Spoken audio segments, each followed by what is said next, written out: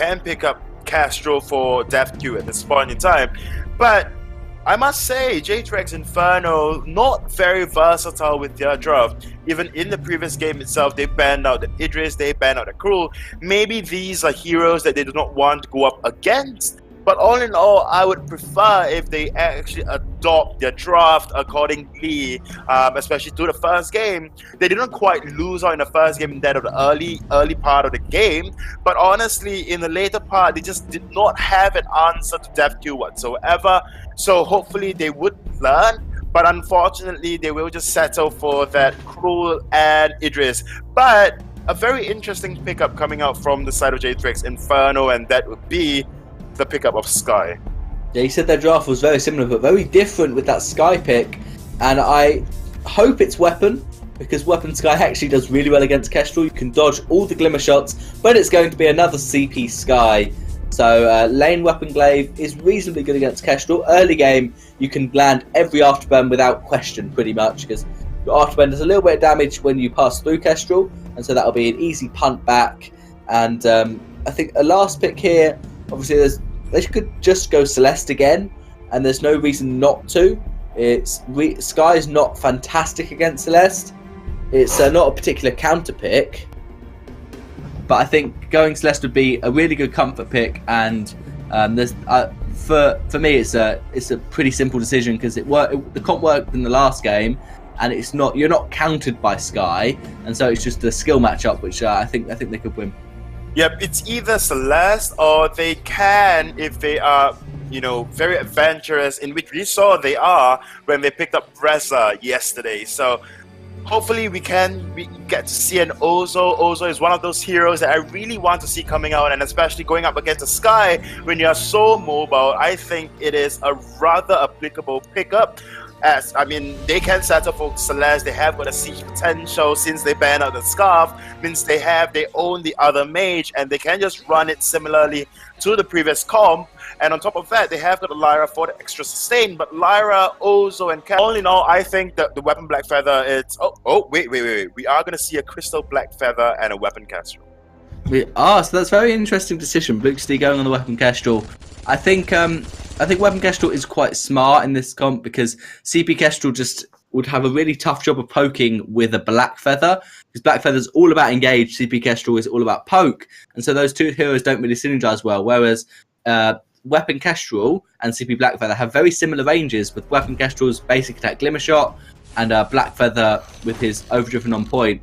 And yeah, it's going to be a lane CP Black Feather, so this is definitely not what you would expect, but it's probably going to work out quite well. DevQ did actually lose a full wave of minions because he got the jungle with Bluxty, so it's kind of worth it. But DevQ can take a little bit of poke from Baby, and it looks like it's going to be a lane Crystal Sky as opposed to a lane Glaive. So very, very different from these teams, what they decide to put in each position. But that's going to be enough, man. On to DevQ, taking a lot of damage now. Him tanks 2 turret shots. He probably might fall here. DevQ has not got the healing flask. Will he fall? 1 on point. Oh, the plays from DevQ. He's going to get the kill for Bluxty, and he wants a double. Impunity playing fantastically to secure that first blood.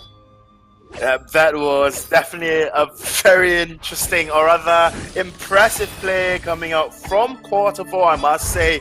That Imperial Seizure just dropped in time and just allowed DevQ to just continue. But I must say, it was down to DevQ's microplay as well. DevQ could land that on point. Had he missed just slightly wide, and he would have just went down to 9 Bim, if not, then Baby. But there is one thing that I must point out. It's that although you come up with a very good gank, I must say 9BM came up with an afterburn, a very unexpected one, and you punted DevQ away from his turret, just leaving him very, very vulnerable. But DevQ could survive through all of that onslaught, waited for quarter 4 to come up to lane to just supply him with an Imperial Sigil.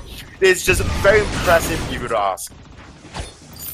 Yeah, definitely. And I think Baby's going to just push this lane a little bit and then rotate probably to shop. Actually, no, Bim is going to go for the afterburn. Lovely bright bulwark from far, blocking out the afterburn from Glaive. That is just fantastic play. That's just in anticipation. There's no way you can do that on reflex. The afterburn's just too quick. So he flared out, saw Glaive and went, yeah, he's going to afterburn. Let me just pop my back bulwark down and cancel that straight away.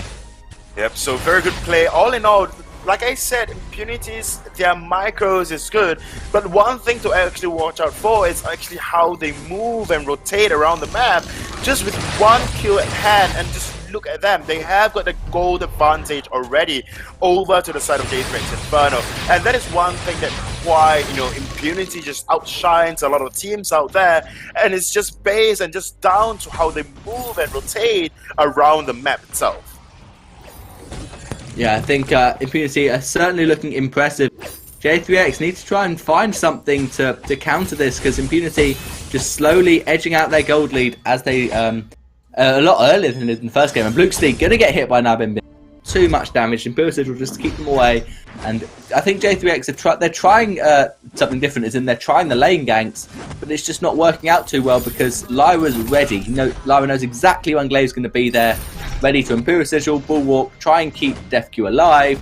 And once it gets towards late game, this Crystal Black Feather's going to be hurting an awful lot. That's a lot of damage. 338 on the with the completed Shatterglass, and Baby should probably buy some defense items. I think someone needs to tell him that. Yep. Hopefully, I mean, most of the time we do see when you have a Skye being picked up for your team, your Skye want to go very glass cannon-y altogether because of the damage reduction that she suffered from the previous patch. But with a 2% increase, I think you can afford a very early reflex block and wouldn't hurt you all too much. But then again, Baby, or rather Skye in itself, as a hero, you are so mobile, you can just dance around in the team fight itself. So, you know, you understand another bright bulwark from Cote d'Ivoire was used, and then Glaive used his boots.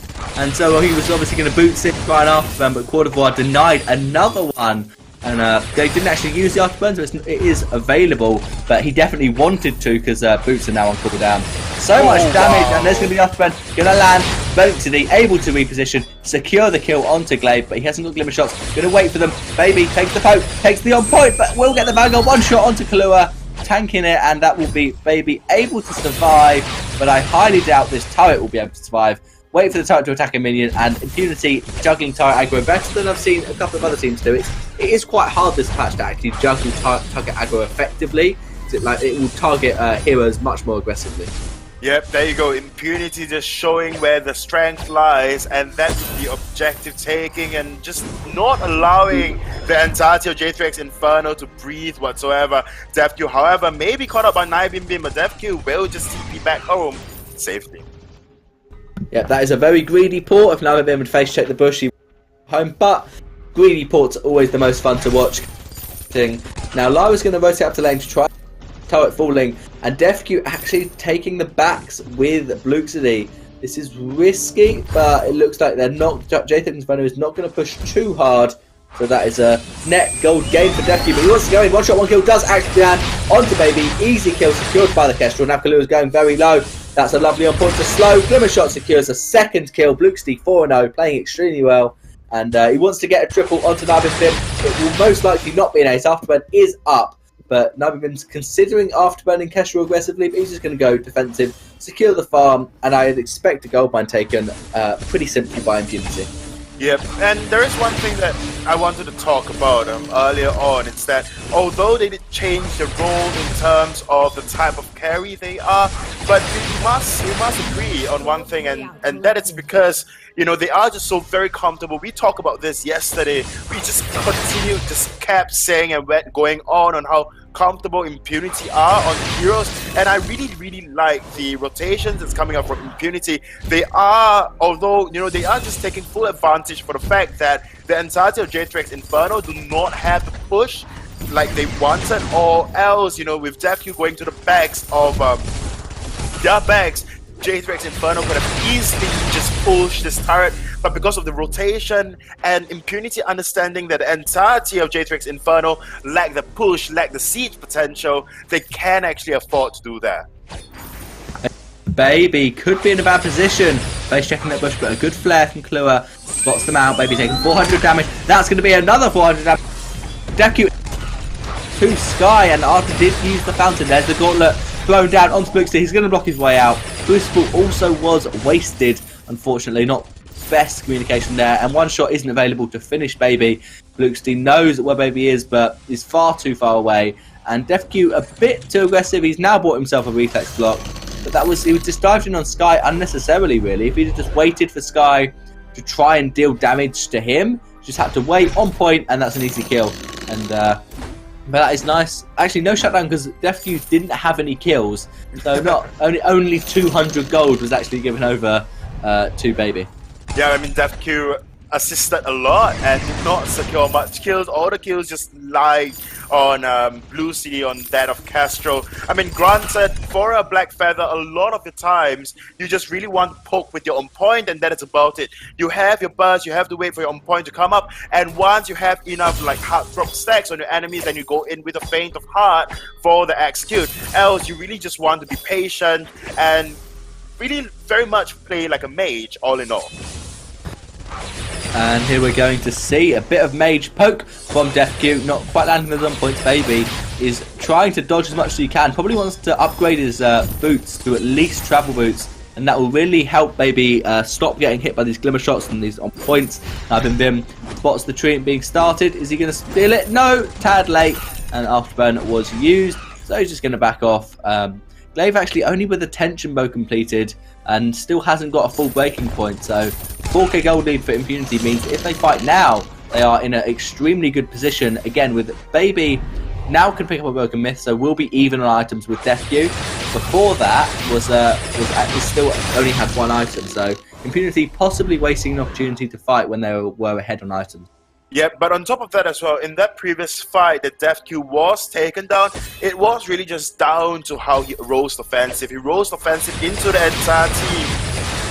And in speaking of the entire team, Baby face checking the bush, getting caught out, and the on point does not land. But the Imperial Sigil doing so much work for God of War, keeping DefQ nice and healthy. Now Impunity are going to look to try and either push a turret or rotate to Goldmine. Most likely they want to get this tier 2 turret. Nice wave push. Now Bim is waiting for that perfect afterburn. Woodbot has got the right bulwark to try and attempt to deny it. Really good poke onto Bim. He's probably forced to back off. Kahlua is not in a good position for Arden. There's no reason for him to do that. He's going to fall. Not using Fountain, Crucible or Healing Flask. And that is not what you want to do as a captain. Blue City is taking turret shots, so they have to back off, wait for turret to try and refocus, and then go in. Wow. Almost dead. One shot in 6 seconds, but he will be able to put home before the one shot is available. DefQ taking the poke, but nice speed boost from Lyra to get him out of that forward barrage, and this will probably be the tier 2 turret. Kestrel, a lot of damage, and that's a forward barrage in the wrong direction. Easy turret for Impunity, and DefQ wants more, but he's not going to go too far. One shot, a little bit wide. Bim is going to take that on point and afterburn away. Impunity have had a tier 2 turret. They want a tier 3. No, they're just going to push the wave and either rotate to Goldmine or have a quick shot. And that's a really good push and siege from Impunity. Yep, definitely. I mean, Impunity was just playing so well in that particular siege. Just very, very patient. And, you know, Naibim, or rather, I think it was just down to Kahlua. Kahlua just took too much unnecessary damage, and thus putting them, you know, giving Impunity that man advantage, and thus Impunity could easily push a turret. Had Kahlua just probably popped the healing flask, if not then any healing of sorts, just to keep him a little alive, probably throw down the gauntlet as well, and try to force a fight, then it might have been a better outcome. They wouldn't have quite lost the first turret. But all in all, I must say, it was just really well played coming out from Impunity, able to juggle the turret aggro firstly, and on top of that as well, able to predict as and when a Naibim comes in with those afterburn. However, in the previous fight itself, or rather not even a fight, it was just a push or siege try coming out from Impunity, in which they were successful. Of course, Naibim just did not even come in. There's the gauntlet going down. DefQ not quite able to block. DefQ owning out Blue City. Woodbot going to get punted away and going to use Arcane Pass. Good. If Impunity get in a bad position, they can just Arcane Passage towards their turret, but they're going to go in aggressive. Naibim, it's going to fall through the Black Feather. DefQ wants the Rose Offensive in. It's a nice forward barrage from Baby to try and poke DefQ away, but he's got an on point. One more will go onto Kahlua. One shot onto Baby. Baby's going to Sewage Strike away. DefQ taking the poke, but he's going to put it back onto Kahlua. He is going to fall, and DefQ diving under the turrets. That is another 1 point. 9 broken mid stacks. Ace for Impunity, and DefQ is going to wait for a Rose Offensive, but he's just got to wait a bit more, and there's the turret, so he'll be able to get away. Yep, I don't think they'll be able to secure this turret. Naibim is coming back for more. He is DefQ, has not had enough yet. That Eve of Harvest giving him so much healing, And it's just going to back off, not actually able to get the tier 3 turret because DefQ was slightly out of position, so they weren't able to push it. But this will be an easy gold mine, and the gold lead Luxury is just extending vastly for Impunity. Definitely, I mean, Impunity at this point in time just looking very strong, although it hasn't been quite the action-packed match that we've witnessed Impunity had in the past, where, you know, they just cycle on those kills after kills. But at this point in time, at least what Impunity is doing is going for those objectives and just playing the game of 2.8, in which would be aggressive control. Whereas for the side of J3X Inferno, one pattern that we can just point out, or rather we witness from them, it's their hunger, or rather how bloodthirsty they are. Yeah, they do want to fight an awful lot, and they are trying. He's down. Now Mim could go for an afterburn, and that would not be available. Baby just going to go a bit of aggressive forward barrage onto Bluxity, and Impunity are going to try and push this wave into the turret. Aren't that many minions though, so they're going to have to wait a bit. Now Mim could be in trouble. Crystal Sentry is joining the fight, so this is a time for J3X Inferno. Now the time is now to fight. Throw the gauntlet down. It is going to be blocked up. DefQ manages the most offensive away, and that was a wasted gauntlet, but Crucible was used as well. So not great for Kalua. They lost the Crystal Sentry. He lost his gauntlet for another 80 seconds. And Impunity probably going to take one gold mine just before Kraken spawns, just to maximise that gold payout. And they're really not going to get the tier 3 turret, so it just makes sense for them to push the wave, get gold mine, and then position to either take Kraken or take a fight around Kraken. I mean, at this point in time, with Impunity just so close to the 10k gold lead, even if Kalua do drop the gauntlet down, I think Impunity is fighting in that arena. Could be a good thing for them, but DefQ is going to get away out of the afterburn, and that could be Bluxity in trouble. Maybe lovely forward barrage, but the Imperial Central keep him with Kalua.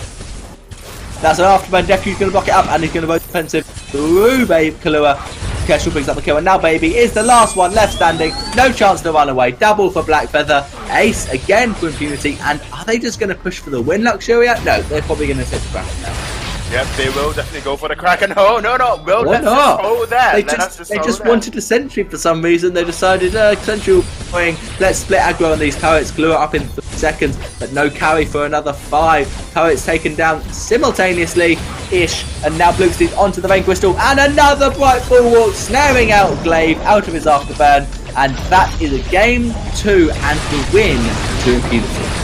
That was spectacular, to say the least, and good game, well played for